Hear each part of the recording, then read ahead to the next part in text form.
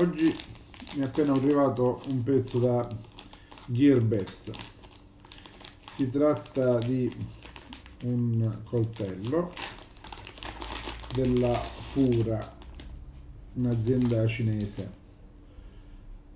Il modello arriva in un foderino di tessuto, grazioso, ben fatto.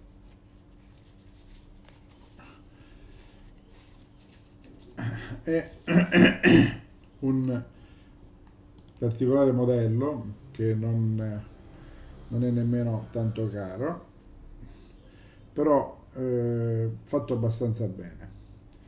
Il design, come vedete, è frame lock,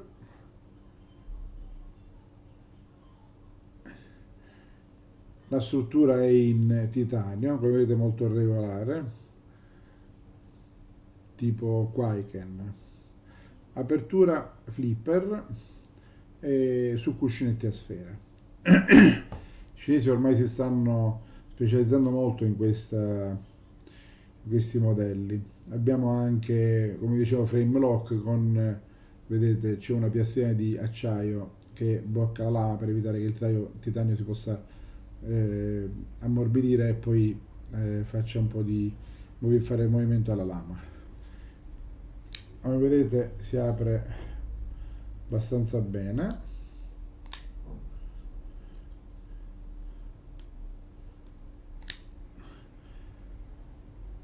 La lama è di tipo scimitar, ha questo leggero restringimento, come vedete, sopra. Lo spessore è anche abbastanza buono, sarà sui 3 mm, 3,5.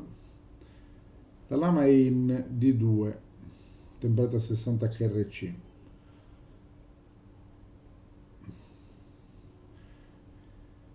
Si impugna abbastanza bene. Il flipper va a diventare una guardia, evita che il dito possa scorrere in avanti e tagliarsi. Vediamo.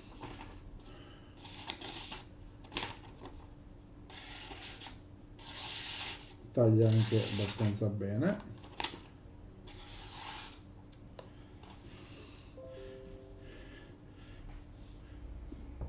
Il coltello è anche, sembra abbastanza ben fatto. Inoltre fate conto perché che per questo prezzo, quindi siamo attorno ai 30 euro su Gearbest,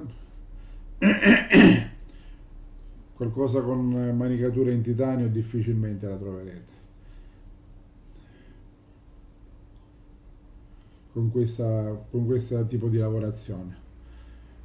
Come dicevo, il coltello si apre e chiude veramente abbastanza bene grazie ai cuscinetti a sfera che sono all'interno del pivot.